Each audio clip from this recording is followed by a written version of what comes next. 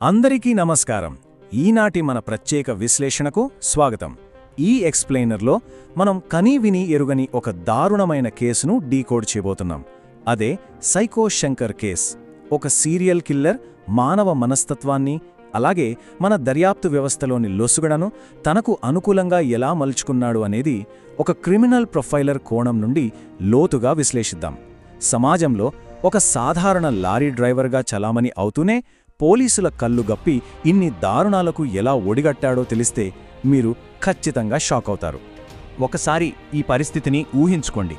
అది 2009 ఆగస్టు 23 తిరుపూర్ నగరం. రాష్ట్ర ఉప ముఖ్యమంత్రి పర్యటన సందర్భంగా నగరమంతా ఒక రేంజ్లో అత్యంత కట్టుదిట్టమైన భద్రతలో ఉంది.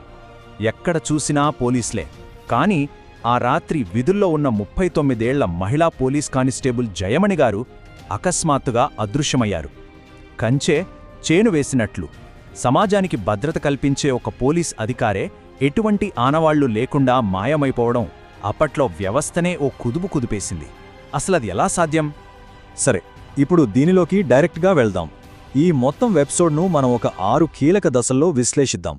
కానిస్టేబుల్ అదృశ్యం, లింకేజ్ బ్లైండ్నెస్, ఒక మృగం యొక్క మనస్తత్వం, కళ్ళెదుటే దాక్కోవడం, ఆ తర్వాత వ్యవస్థాగత అవినీతి మరియు ముగింపుగా ఆధునిక డిజిటల్ ముసుగు. మొదటి భాగం, కానిస్టేబుల్ అదృశ్యం. ఆగస్టు 23న కానిస్టేబుల్ జయమణి అదృశ్యమయ్యారని చెప్పుకున్నాం కదా. దాదాపు నెల రోజుల తర్వాత సెప్టెంబర్ 19న సేలం జిల్లా పరిధిలోని జాతీయ రహదారి పక్కనున్న పొదల్లో ఆమె మృతదేహం అత్యంత దారుణంగా హత్యకు గురైన స్థితిలో బయటపడింది. ఆ మృతదేహంపై ఉన్న వేలిముద్రల ఆధారంగా మన పోలీసులు పక్కా నిఘా పెట్టి సరిగ్గా మరో నెల తర్వాత అంటే అక్టోబర్ 19న కోయంబత్తూర్లో ఆ కిల్లర్ను బంధించారు. ఇక రెండవ భాగం, లింకేజ్ బ్లైండ్నెస్ మరియు అధికార పరిధిలోని లోపాలు. ఇక్కడే అసలు కథ మొదలవుతుంది. అప్పటికే ఎన్నో దారుణాలు చేసిన ఆ కిల్లర్ ఇన్నేళ్లుగా హైవేల మీద ఎవరికీ చిక్కకుండా ఎలా తిరగగలిగాడు అని మీకు డౌట్ రావచ్చు. ఇక్కడే మనం దర్యాప్తులోని లోపాలను అర్థం చేసుకోవాలి. క్రిమినాలజీలో లింకేజ్ బ్లైండ్నెస్ అనే కాన్సెప్ట్ ఒకటుంటుంది. ఇది ఎలా ఉంటుందంటే, ఏనుగును తాకిన అంధుల కథలాంటిది. ఒకరు ఏనుగు తోకను పట్టుకొని తాడు అనుకుంటారు, మరొకరు కాలు పట్టుకొని స్తంభం అనుకుంటారు కదా. అచ్చమలాగే మన వ్యవస్థలో సమాచారాన్ని పంచుకునే సెంట్రలైజ్డ్ డేటా లేకపోవడం వల్ల ఆ నేరాల వెనుకున్న పూర్తి చిత్రం అధికారులకు అప్పట్లో కనబడలేదు. దీని ఒక చిన్న ఉదాహరణతో చూద్దాం. ఒకవైపు ధర్మపురి జిల్లాలో వరుసగా మహిళల అపహరణలు జరుగుతుంటే లోకల్ పోలీసులు వాటిని కేవలం విడివిడి మిస్సింగ్ కేసులుగానే చూశారు. మరోవైపు సేలం జిల్లాలో హైవే పక్కన దొరుకుతున్న శవాలను వాళ్లు గుర్తు తెలియని మృతదేహాలుగా నమోదు చేసుకుంటూ వెళ్లారు. చూశారా, ఆ సమయంలో అన్ని జిల్లాలను కలిపే ఒక కంబైన్డ్ డేటాబేస్ లేకపోవడం వల్ల బార్డర్స్ దాటుతూ ఈ నేరాలన్నీ చేస్తున్నది ఒకే ఒక కిల్లరని వాళ్లు అసలు ఊహించలేకపోయారు. మూడవ భాగం, ఒక మృగం యొక్క మనస్తత్వం. అసలు ఈ కిల్లర్ వెనుక ఉన్న సైకాలజీ ఏమిటి? ఒక ప్రొఫైలర్ కోణంలో చూస్తే బాల్యంలో ఎదుర్కొన్న కొన్ని కఠినమైన పరిస్థితులు అతనిలో విపరీతమైన ద్వేషాన్ని నింపాయి.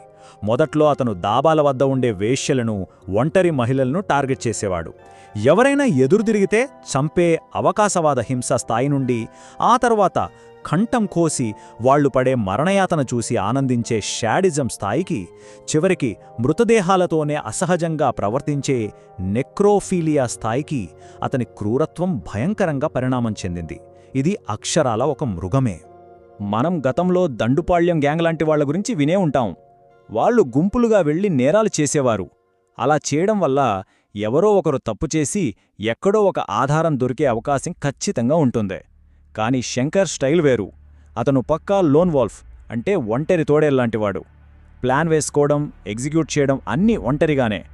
ఎవరితోనూ ఎటువంటి సంబంధాలు పెట్టుకోకపోవడం వల్ల ఎవరూ అతన్ని పట్టించే ఛాన్స్ లేకుండా పోయిందే. అందుకే ఇన్ని రోజులు దొరకలేదు. నాలుగవ భాగం, కళ్ళెదుటే దాక్కోవడం. ఇన్ని ఘోరాలు చేసి కూడా అతను ఏ అడవుల్లోనూ దాక్కోలేదు. మన సమాజం మధ్యలోనే ఎలా తిరగగలిగాడు? ఇదెలా సాధ్యమబ్బా అనిపిస్తుంది కదూ. ఇది మన మానవ మెదడు పనిచేసే విధానానికి సంబంధించిన ఒక అద్భుతమైన ఉదాహరణ. సాధారణంగా మన బ్రెయిన్ ఒక ప్యాటర్న్ను ఫాలో అవుతుంది. ఒక హైవే మీద యూనిఫామ్లో ఉన్న లారీ డ్రైవర్ను చూస్తే మెదడు దాన్ని జస్ట్ ఒక బ్యాక్గ్రౌండ్ నాయిస్లా ఫిల్టర్ చేసేస్తుంది తప్ప అనుమానించదు. సరిగ్గా ఇదే సైకలాజికల్ ముసుగును అతను పర్ఫెక్ట్గా వాడుకున్నాడు.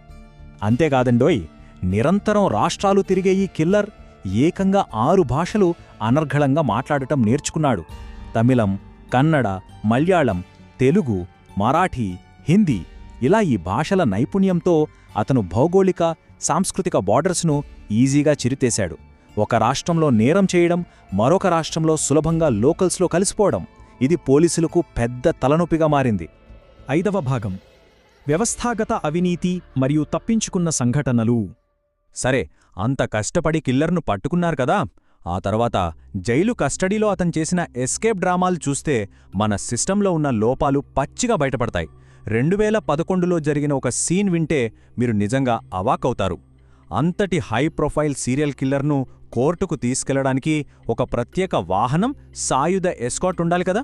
కానీ ఎటువంటి ప్రోటోకాల్ లేకుండా అధికారులు అతన్ని ఒక సాధారణ పబ్లిక్ బస్లో తీసుకెళ్లారు.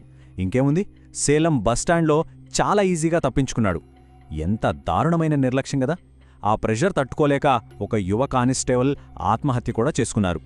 అలా ఎస్కేప్ అయినవాడు మే 2011లో కర్ణాటకలోని ఒక గ్రామంలో ఆకలిగా ఉందంటూ ఒక మహిళను అన్నమడిగాడు. పాపం, ఆమె జాలితో అన్నం పెడితే ఆమె పైనే దాడికి యత్నించాడు. అదృష్టవశాత్తు అక్కడి ఊరి ప్రజలు అప్రమత్తమై అతన్ని పట్టుకొని మళ్లీ పోలీసులకు అప్పగించారు. ఈసారి ఎక్కడా ఛాన్స్ తీసుకోకుండా బెంగళూరులోని అత్యంత కట్టుదిట్టమైన పరప్పన అగ్రహార జైలుకు తరలించారు. కాని ఇక్కడే అస్సలైన ట్విస్ట్ ఉంది. స్క్రీన్ మీద ఆ నెంబర్ చూడండి, 30.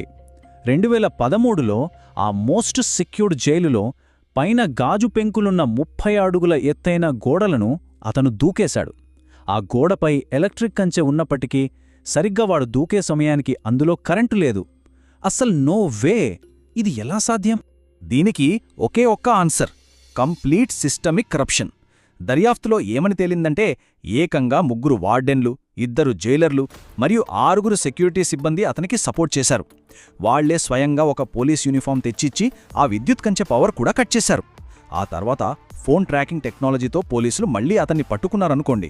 కానీ ఈ ఇన్సిడెంట్ సిబ్బందిలోని అవినీతిని స్పష్టంగా ఎత్తిచూపింది. ఇక చివరికి 2018లో 24 గంటల సీసీ కెమెరాల నిఘా ఉన్న పనిష్మెంట్ సెల్లో ఒంటరిగా ఉన్న శంకర్ ఇక ఇక్కడ నుండి తప్పించుకోవడం నా వల్ల కాదని ఫిక్స్ అయిపోయాడు. జైలు బార్బర్ దగ్గర దొంగిలించిన బ్లేడ్తో తన గొంతును తానే కోసుకుని సూసైడ్ చేసుకున్నాడు. ఎంతోమంది అమాయక మహిళల గొంతులు కోసి ఆనందించిన వాడికి చివరికి అదే రీతిలో ముగింపు పలకడం నిజంగా ఎంతటి విచిత్రమో కదా. ఇక చివరిగా 6వ భాగం ఆధునిక డిజిటల్ ముసుగు. ఈ మొత్తం ఎపిసోడ్ మనకు ఏ గుణపాఠం నేర్పుతోంది? ఇక్కడ మనం ఖచ్చితంగా గమనించాల్సిన ఒక భయానక వాస్తవం ఉంది. అఫీషియల్ రికార్డ్స్ ప్రకారం ఇతనిపై 30 హత్య కేసులున్నాయి. కానీ దశాబ్దాలుగా ఈ కేసును ఫాలో అయిన ఒక ఇన్వెస్టిగేటివ్ జర్నలిస్ట్ అంచనా ఏంటో తెలుసా? దర్యాప్తుకు నోచుకొని బాధితుల సంఖ్య ఏకంగా 200 నుండి 250 మంది వరకు ఉండవచ్చని. నిజంగా వెన్నులో చలిపుట్టించే నంబర్ కదూ. వ్యవస్థ కళ్లుగప్పి ఇంతటి ఘోరం జరగడమనేది అత్యంత విషాదకరం. ముగింపుగా మనం ఒక్క విషయం ఆలోచించాలి. 2009 నాటితో పోలిస్తే నేడు టెక్నాలజీ పెరిగింది, పోలీస్ డేటాబేస్లు వచ్చాయి, కానీ నేరస్తుల ముసుగులు కూడా మారుతున్నాయి కదా. నేడు మనం ఒక క్యాబ్ బుక్ చేసుకుని అపరిచితులతో ప్రయాణిస్తున్నప్పుడు ఫోన్ యాప్లో కనిపించే ఆ రేటింగ్స్, డిజిటల్ ప్రొఫైల్ చూసుకుని మనకు ఫుల్ సేఫ్టీ ఉందని నమ్ముతున్నాం. ఆనాడు హైవే మీద పొంచి ఉన్న ప్రమాదం ఈనాడు ఇలాంటి డిజిటల్ ముసుగుల వెనుక దాగి ఉండేమో ఎవరికి తెలుసు. మనం నిజంగా సురక్షితంగా ఉన్నామా, లేక ఈ టెక్నాలజీ మనకు కేవలం భద్రత అనే భ్రమను ఇస్తోందా?